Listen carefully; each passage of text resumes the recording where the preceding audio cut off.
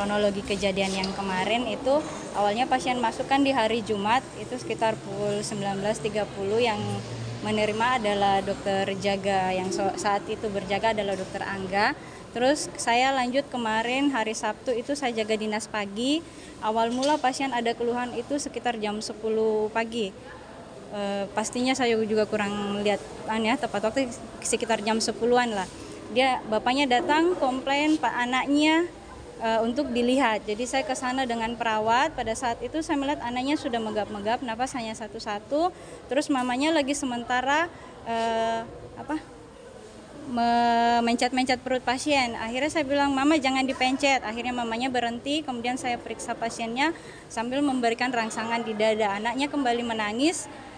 Terus bernafas baik, kami sarankan kepada mama untuk pasang oksigen dan mamanya setuju untuk pasang oksigen. Terus saya tanya tadi sebelumnya kenapa adik bisa begini, ibunya bilang tidak, adiknya baik-baik saja, tadi sempat makan sama minum, terus kok tiba-tiba dia tidak bernafas. Akhirnya saya bilang ya sudah mama jangan kasih makan dan minum dulu, karena menurut kepemikiran saya kemungkinan makan dan minum yang dia konsumsi saat itu bisa jadi masuk ke jalan pernapasan sehingga menyebabkan dia tidak bernafas yang baik saat itu. Setelah itu saya kembali ke tempat, teman-teman perawat sudah memasang oksigen. Nah, tidak berapa lama ada keluarganya yang datang bertanya lagi apakah sudah boleh makan dan minum. Saya masih bilang jangan dulu karena saat itu belum setengah jam pasien kita selesai tolong yang pertama. Nah, itu 2 kali saya ditanya untuk makan dan minum, tapi saya bilang jangan dulu. Nah, komplain kedua itu datang saat hampir jam 2 siang. Mamanya yang datang minta untuk dilihat anaknya karena infusnya tidak mengalir. Dia minta perawat untuk datang lihat. Cuma saat itu perawatnya lagi sibuk dengan satu pasien yang lain, jadi dia bilang sabar, nanti saya akan ke sana lihat. Nah, kebetulan ada Pak Mantri yang baru selesai pasang infus, dialah yang pergi melihat ke pasien tersebut. Saat dia lihat, dia kembali datang lapor ke saya sebagai dokter jaga, dia bilang, "Dok, pasiennya apnu." Saat itu saya ke sana dengan perawat tersebut, kita mau lakukan resusitasi. Saat kita baru mau melakukan resusitasi, mamanya sudah marah-marah. Dia bilang, kenapa anak saya begini lagi, itu karena kamu tidak perhatian. Terus anak saya baik-baik saja, baru saja makan minum. Saya juga di situ kaget kok anaknya sudah makan minum lagi padahal belum ada konfirmasi untuk diperbolehkan makan minum. Saat kami sedang melakukan resusitasi itu mamanya sudah marah-marah sambil banting pintu. Akhirnya Pak Mantri yang membantu saya resusitasi, dia yang pergi ke petugas keamanan untuk minta tolong agar diamankan. Nah, saat itu bapaknya masih ada di samping saya berusaha menjelaskan apakah kita mau lanjut resusitasi atau tidak. Bapaknya sudah mulai marah ke saya sambil mendorong, hampir memukul saya. Akhirnya saya meninggalkan ruangan, masuk ke ruang kepala perawatan.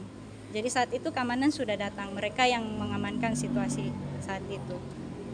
Cukup mungkin itu saja yang bisa sampaikan karena sampai segitu saja yang saya ini ya. Jadi apakah dari tersebut mungkin sebelumnya sudah punya riwayat penyakit sih? Yang masuknya itu kan dirujuk sama dokter spesialis anak ya. Dia dengan diagnosa ada diare dengan dehidrasi, terus ada gizi buruk, kondisinya itu berat, terus dengan diperberat lagi dengan ada pneumonia. Pneumonia ini infeksi pada paru-paru ya. Saat itu yang memang saat masuk pasien memang sudah terpasang infus. Saya Dr. Pratanya Remke, selaku Direktur Blood RSUD Nabire. Tadi di depan sudah sampaikan, tapi terima kasih teman-teman pers untuk lebih dekat lagi. Mungkin tadi penyampaian kami tidak terlalu jelas dan sehingga kita bisa lakukan wawancara ulang saat ini. Mudah-mudahan bisa lebih jelas ya. Betul kemarin ada kejadian di UGD Blood RSUD Nabire Sriwini ini ada anak ya.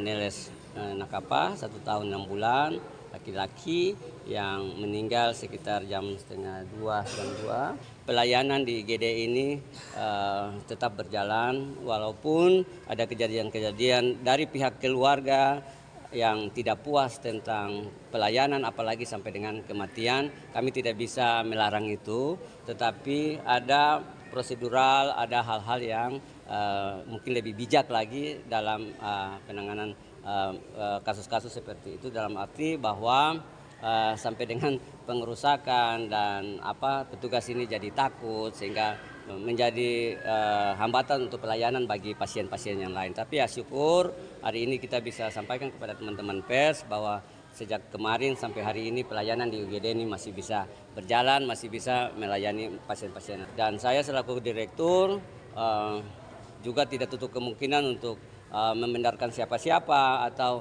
membenarkan pelayanan di sini. Saya yakin pelayanan kita belum maksimal dengan beban kerja yang luar biasa, pasien yang non-stop, kemudian daya tampung kita dan fasilitas lain yang.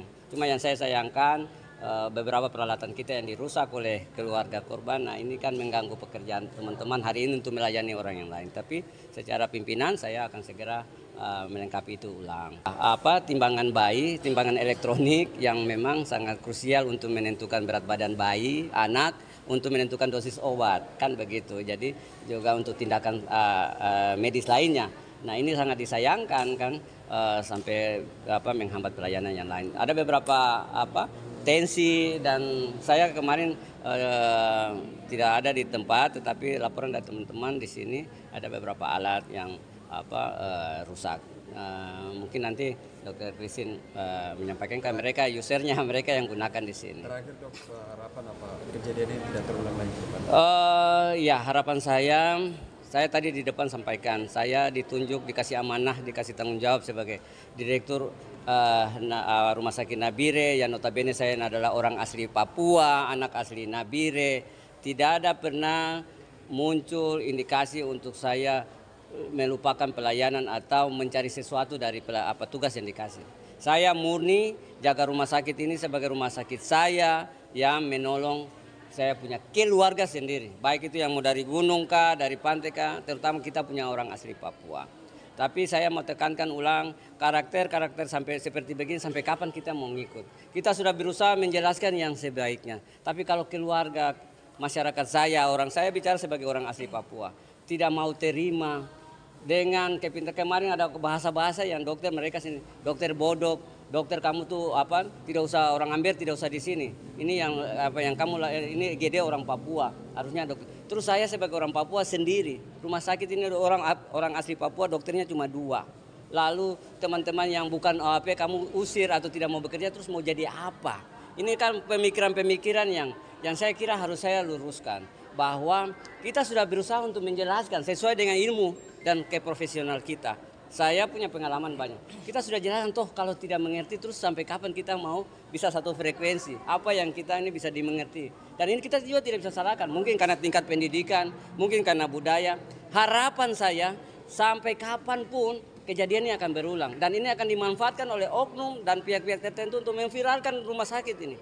Rumah sakit ini kita lagi berusaha untuk buat yang terbaik. Tetapi ada kurang-kurangnya kan pasti ada lah. Tetapi jangan yang kurang itu menjadi viral bahwa rumah sakit ini pelayanannya tidak baik. Saya kasih contoh, obat yang dibeli di luar, kekurangan obat. Obat apa dulu? Obat kaskado kah? Obat kusta kah? Kalau masyarakat kan tangkapnya obat-obat, semua obat. Terus yang lain tidak dapat obat. Terus rumah sakit ini harus saya tutup karena obat tidak ada. Kan tidak begitu. Mau kurang mau apa tetap pagar ini saya buka. Saya sudah beberapa kali dalam kesempatan saya bilang, kalau mau egois, saya cuma cek. Kalau kau orang Nabire saya layani. Di luar orang Nabire saya tutup pagar. Terus masyarakat kita mau cari rumah sakit mana? Rumah sakit kita cuma 1. Teman-teman tadi kalau kamu tidak puas dengan pelayanan kami, kalau kamu berpikir di sini kita kasih mati-mati orang, cari rumah sakit lain sudah. Kan begitu. Tapi kan bukan begitu. Kan bukan begitu pemikirannya. Mari, kalaupun ada kekurangan, yo sampaikan. Tapi jangan dengan emosi. Stop sudah orang-orang Papua yang kampungnya segala rupa. Balik lagi. Sudah kritis. Kasus ini teman-teman. Kasus ini termasuk kasus yang kritis. Yang dikirim oleh dokter spesialis anak. Yang tidak mampu dilayani di luar. Kemudian mengharapkan di sini. Dan sudah dilakukan sesuai dengan prosedur yang ada. Tapi kalaupun kematian itu muncul, mau salahkan siapa? Kemudian indikasi kamu bunuh di sini. Kan tidak mungkin, kan begitu. Sehingga saya kira ke depan kita harus duduk bersama. Tokoh masyarakat, mau dia itu DPR, MRP, ini harapan saya loh. Kepala suku, tokoh-tokoh gereja, mari kita. Karena masyarakat kita ini kalau tidak kita benahi di akar permasalahan, karakter mereka seperti itu, kita yang jadi korban. Kita sudah secara profesional, secara keilmuan kita lakukan, tapi tidak connect antara pengetahuan mereka. Kita tidak bisa salahkan. Mungkin mama kemarin marah-marah tuh cuma tamat SD. Gimana mau dengar dokter yang S1 menyampaikan hal itu? Kan tidak nyambung. Sehingga saya kira inilah yang nanti menjadi poin. Saya akan bicara dengan DPR, MRP, dan kita sudah mulai kemarin. Apalagi tokoh agama, tokoh gereja. Kalau memang dia kimi, memang dia gidi, mari bicara ke umat, bicara ke jemaatnya. Kalaupun ada pelayanan, apalagi kesehatan itu teman-teman pers, itu tanggung jawab pribadi, keluarga dulu baru pemerintah. Tidak bisa kok yang sakit, kok salahkan pemerintah. Terus bilang tidak ada uang, orang miskin tidak boleh sakit. Tidak ada, kan begitu. Cuma 1-2, kalau semua yang datang miskin, tidak ada uang, terus semua itu rumah sakit ini kosong. Kan begitu. Jadi saya tidak pernah mau bela rumah sakit ini dengan kebobrokannya, tidak. Kita sama-sama benahi. Kalau yuk ketemu masalah, mari kasih solusi sama saya. Kan begitu. Kasih solusi yang membangun. Direktur mesti begini, manajemen mesti begini. Itu saya angkat jempol. Tapi jangan menyerang pribadi saya. Tadi saya singgung itu. Direktur itu hanya karaokean di kafe. Ini kan, saya sudah buat laporan polisi. Besok tuh wartawannya saya suruh di investigasi. Ini ada komandan Kabak Ops dan Kapolri. Saya kelas Kapolri saya lapor. Kan begitu. Saya tidak main-main. Saya ini beban moral karena ini kampung saya. Saya ini anak negeri. Lalu ada wartawan bilang, kalau kau anak negeri kenapa? Ton takut. Bukan masalah takutnya. Mari kita bangun karena saya tidak ada indikasi lain. Kan begitu. Jadi saya kira ini corong saya, teman-teman tolong sampaikan ke teman-teman yang lain bahwa kita ini apalagi saya ditunjuk. Monggo mau ganti-ganti saya siap saat ini. Tidak ada indikasi lain. Gitu loh. Mau orang Amber, mau orang Papua, jadi direktur pelayanan sama saya. Memang kondisi kita saat ini, rumah sakit ini lagi tidak baik-baik saja. Kita dengan beban yang cukup banyak. Saya sudah sampaikan, direkturnya yang turun dari planet Mars sekalipun tidak bisa selesaikan masalah yang ada di rumah sakit saat ini.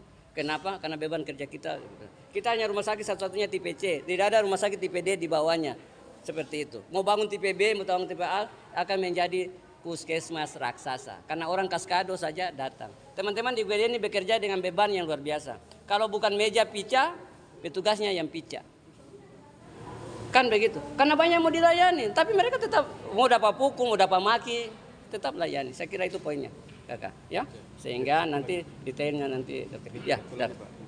Ada dugaan apa video viral itu kan ada dugaan adu mulut dengan presiden dengan aparat keamanan, itu bagaimana nih? Iya.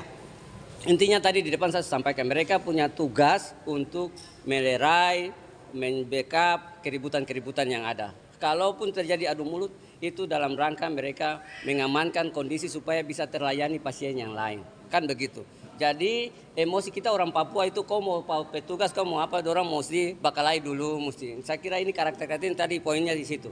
Kita mesti sosialisasi menyampaikan bahwa ini tempat pelayanan umum. Kan begitu. Kalau tidak puas saat ini mau tempuh dan jalan lain monggo silakan. Tapi jangan bikin kacau di sini karena bukan desa saja yang mau dilayani. Lalu tugas utama security di sini melerai, menjaga supaya teman-teman ini bisa tenang untuk bekerja. Ini satu yang sakit, satu trek yang masuk, kan begitu. Tidak ada ruang itu. Mau dijelaskan dengan pengetahuan mereka akhirnya terjadi keributan. Dan tugas dari security, ada lagi yang bilang itu dari luar, saya mau sampaikan untuk sistem keamanan kita di rumah sakit ini sudah sejak lama kita bekerja sama dengan Densipur. Jadi bukan kejadian kemarin terus tiba-tiba kita datangkan anggota atau apa. Tetapi di dalamnya ada security sipil yang dari rumah sakit. Yang saya sangat sayangkan bahwa ada strategi saya bahwa yang koordinator itu adalah orang Me. Yoel Pigai itu dia yang tangani sebagai komandan di security-nya rumah sakit. Untuk kejadian-kejadian bisa menyampaikan secara bahasa untuk tompu masyarakat supaya dong mengerti. Kalau dong bicara bahasa Indonesia mungkin dong tidak mengerti. Tapi mungkin dia bicara dengan bahasa Meka, bahasa Monica, dong bisa mengerti. Toh dia juga dipukul. Jadi saya kira intinya kalau dong su emosi itu mau pilih bagaimana? Itu karena kekecewaan, karena emosi tidak menerima kenyataan bahwa anaknya meninggal. Dan ada bahasa bahwa dulu juga meninggal di sini. Sekarang anak saya meninggal di sini. Ya, tidak ada rencana atau tidak ada syarat yang setiap anak datang nanti kita kasih mati di sini. Kan itu di luar nalar yang luar biasa. Saya punya saudara kakak kandung mati sendiri juga. Tidak ada rencana kok yang harus kita komplain bahwa kenapa mesti mati di sini. Ini pelayanan yang satu-satunya kita harapkan. Kalaupun sampai kematian terjadi, ya kita mau bilang apa, kan begitu. Kecuali kita cuma kasih biar dengan kondisi kritis sampai meninggal, saya hormat. Itu memang kelalaian kita. Tapi sudah pasang oksigen, pasang infus, ibunya cabut sendiri. Dia yang atur itu cairan. Yang tadinya harus 8 jam baru ganti infus. Nah, hal-hal ini kan tidak muncul di media. Cuma endingnya saja, nah ini ada begini. Tapi kan teman-teman yang saksikan sendiri bagaimana cairan tetesan yang harus diatur ini keluarga sendiri, ibunya sendiri yang perut ya. Padahal dalam kondisi ini bisa jadi kesalahan makanan yang dari keluarga. Arahan petugas sangat jelas seperti itu. Tapi kita mau menyampaikan itu nanti terjadi pembenaran diri kan begitu. Jadi saya kira teman-teman poinnya adalah ini saya harap sekali ini menjadi tanggung jawab semua, terutama yang sekarang sudah ada MRP, DPR, kemudian kita libatkan tokoh agama yang mereka dengar. Kalau kita yang profesional bicara, selalu dong bilang ton tipu, kan begitu. Dengan keterbatasan pengetahuan mereka, kita tidak bisa paksa orang. Kamu mesti mengerti seperti apa yang kita. Ya mungkin cuma selamat SD, SMP, tapi saya sudah sepakat dengan Kabak Ops. Ini kita tidak bisa biarkan begini terus. Kita akan lebih perketat lagi pelayanan di sini. Ini pelajaran terakhir untuk saya. Tidak bisa lagi orang dengan seenak perut terjadi kejadian terus mau bikin rusak rumah sakit. Ini aset pemerintah kan. Kasih rusak begini siapa yang bertanggung jawab? Timbangan tidak jadi kalau ada pasien siapa yang mau tentukan? Memangnya dia. Kan seperti itu. Hal-hal ini yang harus kita sampaikan. Kalau kita institusi yang sampaikan, mereka tidak akan mengerti. Saya belajar dari kemarin, teman-teman mungkin hadir. Saya sampaikan bersama teman-teman untuk kasus keracunan. Suaminya yang memang saya tahu dia S3 punya pendidikan tinggi juga tidak mengerti, apalagi kita punya masyarakat biasa. Saya sudah bicara kemarin lewat WA dengan teman-teman DPR provinsi, DPR kabupaten. Susah kalau masyarakat kita masih pada posisi seperti begini. Kita sudah sampaikan, tapi kalau bersikeras tidak mengerti terus solusinya apa? Saya mau tanya teman-teman pers, kalau kita sampaikan terus mereka tidak percaya, tapi ketidakpercayaan besok ada yang datang lagi. Pelayanan buruk, tapi tetap datang karena memang cuma satu rumah sakit. Kita bilang ini mesti cari obat di luar, misalnya kayak akar masalah obatnya. Tidak mungkin kan dokter bilang karena obat saat ini masih tunggu pengiriman, belum tersedia di apotek sini, silakan Bapak mati saja. Itu kan tidak etis. Ini Bapak ada obat tapi Bapak tolong beli. Kalau dia BPJS teman-teman sudah berapa kali saya bilang, kamu beli di luar berapa harganya rumah sakit ganti. Kan yang rugi rumah sakit. Kan begitu. Tapi tompo orang Papua ini jangankan uang untuk kesehatan, uang ada tuh pakai mabuk, pakai belanja yang lain, tidak pikir persediaan kalau saya sakit nanti seperti apa. Begitu sakit tidak ada uang, terus salahkan pemerintah, salahkan orang lain. Narasi-narasi ini inti masalah ini yang harus kita sosialisasi ke masyarakat kita. Teman-teman, rumah sakit ini sudah tidak mampu, jumlah tempat tidur kita tidak mampu. Nabire saat ini masyarakat bukan asli dari Nabire. Setiap saat datang, saya Indonesia. Sriwijaya masuk itu. Ratusan orang turun itu sakit kemana? Ya ke sini. Ya toh. Apalagi ada kasus-kasus tindakan-tindakan bedah, operasi. Saya punya 7 kamar operasi yang setiap saat operasi di dalam dengan 25 dokter spesialis. Tidak seperti dulu saya direktur tahun 2010, spesialisnya cuma 4. Sekarang ada 25, bedah 4, kandungan 4, anak 4. Ada lagi bedah patah tulang, ortopedi itu setiap saat operasi di dalam. Obat habis ya habis. Dan obat itu sudah beberapa kali saya sampaikan, bukan pesan nasi goreng atau pesan pisang goreng. Itu ada sistem e-katalog yang sangat rumit. Mungkin saat ini saya sampaikan biar menjadi viral dan teman-teman untuk sampaikan. Tidak segampang mengelola pemesanan obat itu, apalagi yang sistem e-katalog. Kita mesti nunggu pengiriman dari Jawa sampai di sini. Kalau obat itu bisa cepat di 1 minggu. Tapi kalau cairan infus itu naik kontainer itu 2 minggu teman-teman. 2 minggu baru bisa bongkar di sini. Seperti itu.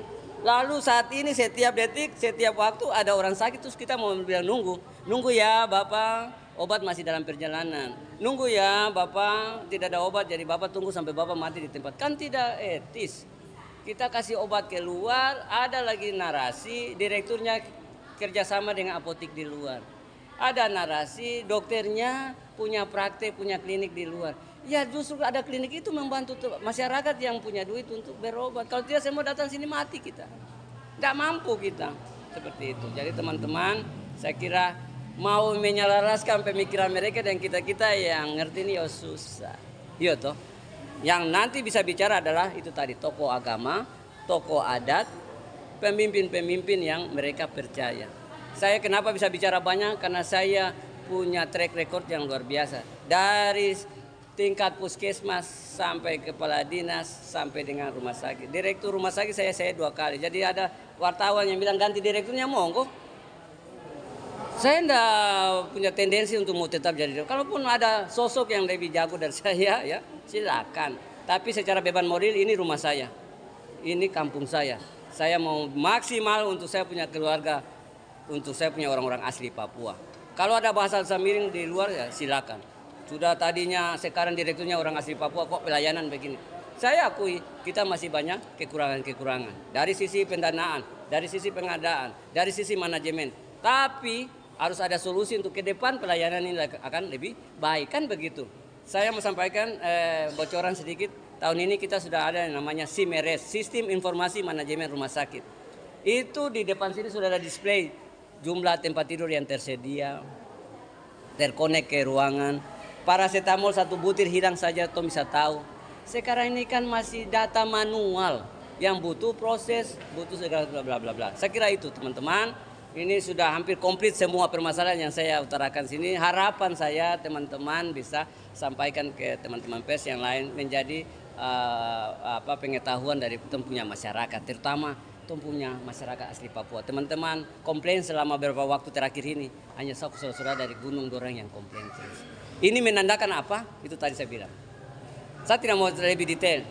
Kita mau jelaskan bagaimana. Memang karakter mereka begitu. Seperti itu.